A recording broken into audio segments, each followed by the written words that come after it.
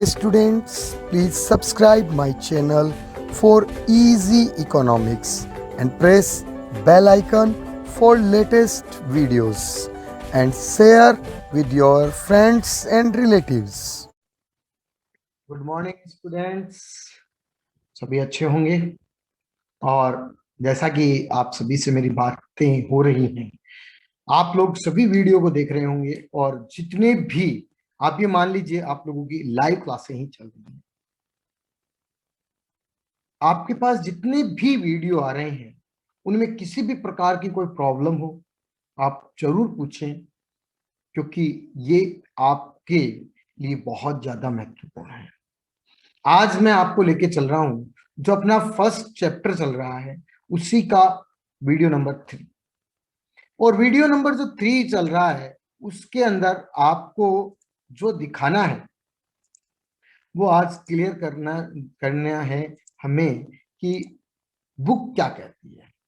आपकी बुक ये कहती है कि आपका जो फर्स्ट चैप्टर है उसमें अर्थव्यवस्था की केंद्रीय समस्याएं हैं, उसके साथ साथ आपको जो उत्पादन संभावना वक्र है ये है, और उसके अलावा जो बाजार अर्थव्यवस्था है और इनके बारे में है। सकारात्मक और आदर्शात्मक अर्थशास्त्र है, व्यष्टि अर्थशास्त्र और समष्टि अर्थशास्त्र है। पहले जो वीडियो मैंने आपको भेजा उस वीडियो में मैंने आपको परिचय दिया कि अर्थशास्त्र का परिचय क्या है। आप सभी को अर्थशास्त्र के परिचय से अवगत कराया गया। दूसरे वीडियो में मैंने आपको बताया कि अर्थशास्त्र को कितने भागों में बांटा गया है और अर्थव्यवस्था को कितने भागों में बांटा गया है। और उस अर्थशास्त्र और अर्थव्यवस्था के बाद मैंने अर्थव्यवस्था के साथ साथ अर्थशास्त्र के 2 भाग व्यष्टि और समष्टि अर्थशास्त्र को भी स्पष्ट किया। आज मैं आपके सामने जो विशेष बिंदु लेकर उपस्थित हुआ हूं वो है सकारात्मक और आदर्शात्मक अर्थशास्त्र। आपकी जो पुस्तक है, बुक है, जो कि राजस्थान राज्य और पाठ्य पुस्तक मंडल द्वारा अभी प्रकाशित होनी बाकी है, लेकिन जो एनसीईआरटी है उसके द्वारा जो प्रकाशित बुक है उसी को आधार मानते हुए मैं आपको यहाँ अध्ययन करवा रहा हूं। तो उसमें इतना दिया गया है जिसे मैंने अपने नोट्स में बनाकर आपको विधिवत रूप से भेजा है और उनका ही अपन अध्ययन करेंगे, क्योंकि आपको जो नोट्स बना के भेजे हैं वो सरल भाषा में और स्पष्ट रूप से आपको प्रदर्शित किए गए हैं। बच्चों, अर्थशास्त्र के बारे में जब चर्चा की जाती है तो बहुत से अर्थ विचार मन में आते हैं। जैसा कि मैंने आपको पहले भी बताया था, जॉन नेवेले किन्स ने एक अर्थशास्त्र को अनेक विषयों के साथ संबंधित किया, उन्हें अनेक विषयों से जोड़ा। लेकिन अब ये है क्या, वास्तव में सकारात्मक है या आदर्शात्मक है, पॉजिटिव है या नॉर्मेटिव है, इसके बारे में चर्चा करनी बहुत महत्वपूर्ण है। तो ये पॉजिटिव क्या होता है? पॉजिटिव यानी सकारात्मक क्या होता है? आज के समय में तो पॉजिटिव वर्ड एक अजीब सा वर्ड हो गया, लेकिन अर्थशास्त्र के संबंध में अगर अपन बात करें तो पॉजिटिव और आदर्शात्मक यानी सकारात्मक और आदर्शात्मक को समझने के लिए एकमात्र वर्ड को उपयोग में लेना है आपको कि सकारात्मक का तात्पर्य है क्या है और आदर्शात्मक का मतलब है क्या होना चाहिए। बस 2 शब्दों के आधार पर आप इन दोनों में और अलग अलग तरीके से उनका जो विश्लेषण है वो कर सकते हैं, एनालिसिस कर सकते हैं कि सकारात्मक मतलब क्या है और आदर्शात्मक मतलब क्या होना चाहिए। बस इन 2 ही बिंदुओं पे बात है। तो क्या है सकारात्मक का मतलब? क्या है, क्या है का मतलब वास्तविक स्थिति, जो वास्तव में क्या स्थिति है वो सकारात्मक अर्थशास्त्र कहलाता है। और सकारात्मक अर्थशास्त्र में क्या होता है, विज्ञान के रूप में अर्थशास्त्र में कारण और परिणाम में संबंध स्थापित किए जाते हैं। अब बच्चों, आप सभी को पता है कि न्यूटन का एक नियम था कि अगर किसी वस्तु को आप ऊपर की तरफ फेंकोगे तो पृथ्वी में जो गुरुत्वाकर्षण का बल है उसकी वजह से वो वस्तु नीचे ही आएगी। तो ये क्या है, कारण और परिणाम है। वस्तु के नीचे आने के पीछे कारण क्या है कि पृथ्वी में गुरुत्वाकर्षण का बल है, इस कारण से वो वस्तु नीचे ही आएगी। तो सकारात्मक विज्ञान का मतलब है कारण और परिणाम। आपने अगर जमीन में कोई बीज डाला है तो उसके वजह से क्या होगा, वो धीरे धीरे एक बेबी प्लांट बनेगा और धीरे धीरे बड़ा और बन सकता है। ये कारण और परिणाम है। तो सकारात्मक विज्ञान का या सकारात्मक अर्थशास्त्र का जो मतलब है वो एक ही है, वास्तविक स्थिति से है, कारण और परिणाम से है। और सकारात्मक अर्थशास्त्र में तर्क विधि, तथ्य विधि का प्रयोग करके आर्थिक ज्ञान का निर्माण किया जाता है। तर्क, तर्क क्या है, तर्क क्या है, तर्क ये है कि साहब दूध में आपने क्या डाला कि वो दही बन गया। बताया गया कि दूध में हमने कुछ जीवाणु डाले गए, उन जीवाणुओं ने किण्वन प्रक्रियाएं की और उन किण्वन प्रक्रियाओं के बाद वो दही बन गया। तथ्य है, आपके पास तर्क है। तो सकारात्मक अर्थशास्त्र में क्या होता है, तर्क विधि और तथ्य विधि का उपयोग करके क्या किया जाता है, आर्थिक ज्ञान का निर्माण किया जाता है। मेरे नजरिए से आपको ये सकारात्मक अर्थशास्त्र की प्रक्रिया समझ में आ गई।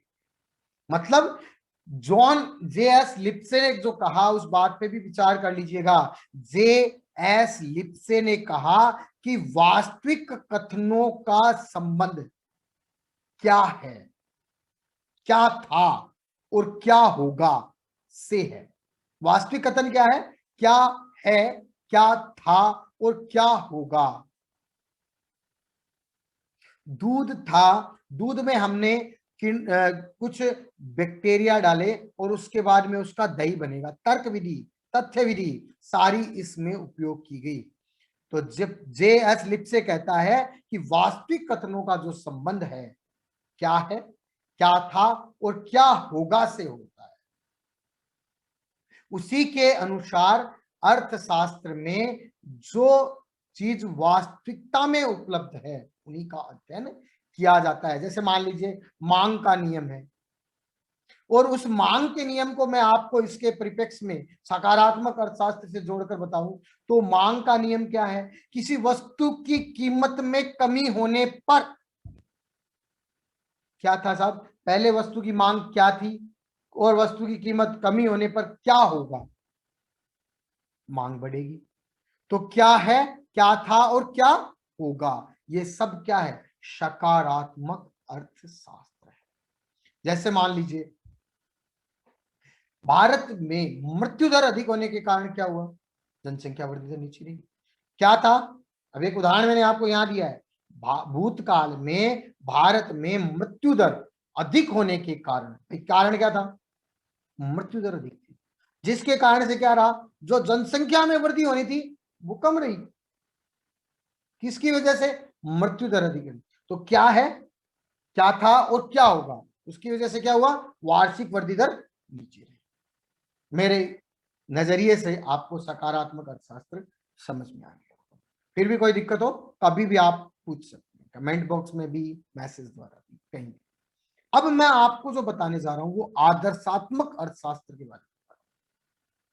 आदर्शात्मक अर्थशास्त्र क्या है, आदर्शात्मक अर्थशास्त्र कहता है क्या होना चाहिए, व्हाट शुड बी, भविष्य से संबंधित है, क्या होना चाहिए का अध्ययन किया जाता है। इसका संबंध आदर्श से होता है। क्या चीज अच्छी लगेगी? आपको अपने से बड़े मिलते हैं, आपको उन्हें नमस्कार करना चाहिए, ये आदर्श है।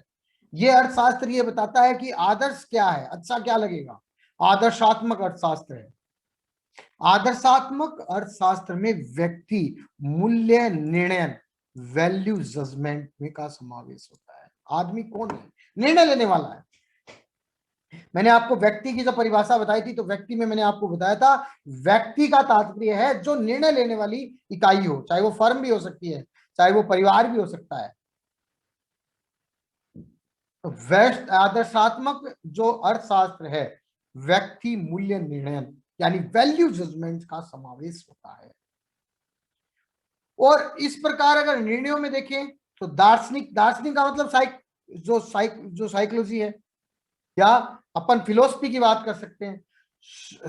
सांस्कृतिक, सांस्कृतिक का मतलब आप किसी भी चीज की कल्चर से बात कर सकते हैं, और धर्म की और नैतिक विचारों का क्या प्रभाव पड़ता है।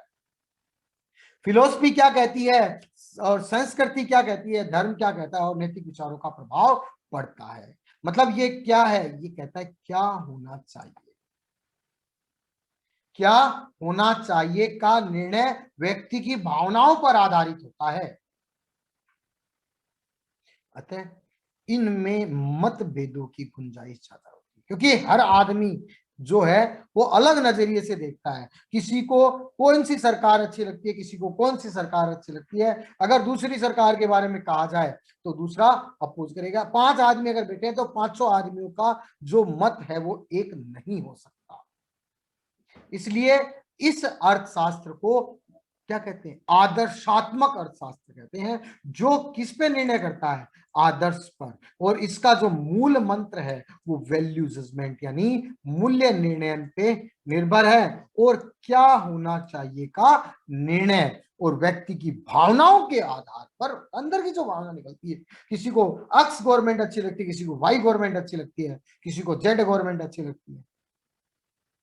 तो अगर वो एक्स गवर्नमेंट का पक्षधर है तो वो एक्स गवर्नमेंट का मतानुसार बात करेगा, और कोई वाई गवर्नमेंट की बात करेगा, कोई जेड की। तो उसी प्रकार मैंने एक उदाहरण लिया यहाँ पर कि कुछ व्यक्तियों के अनुसार शराब बंदी होनी चाहिए। बहुत से लोग कहते हैं कि शराब बंदी होनी चाहिए। कुछ ये कहते हैं साहब पूरे देश की अर्थव्यवस्था इस पे निर्भर करती है, इसलिए शराब बंदी नहीं होनी चाहिए। बहुत से लोगों का व्यापार ही इनसे चलता है। तो ये ऐसी जो सोच है, ऐसी जो बातें हैं, ये सब आदर्शात्मक अर्थशास्त्र में बात की जाती है। मैंने आपको इस वीडियो में 2 चीजें समझाने का प्रयास किया है, केवल मात्र सकारात्मक अर्थशास्त्र और आदर्शात्मक अर्थशास्त्र। इन दोनों बिंदुओं में अगर आपको कोई भी बिंदु या कोई भी चीज नहीं समझ में आई हो तो आप मुझे कभी भी पूछ सकते हैं। केवल 2 ही बात पकड़िएगा। अर्थ, जो सकारात्मक अर्थशास्त्र है वो 3 पॉइंट्स पे, 3 वर्ड्स पे, क्या है, क्या था और क्या होना, क्या होगा। क्या है, क्या था और क्या होगा, 3 पर। और यहां पर जो आदर्शात्मक है वो सिर्फ 1 वर्ड पे, क्या होना चाहिए। तो आज इसी वीडियो में मैं केवल आपको इतना ही बताऊंगा, सकारात्मक अर्थशास्त्र और जो आदर्शात्मक अर्थशास्त्र है उसके बारे में। कोई भी दिक्कत हो आप पूछिए। धन्यवाद।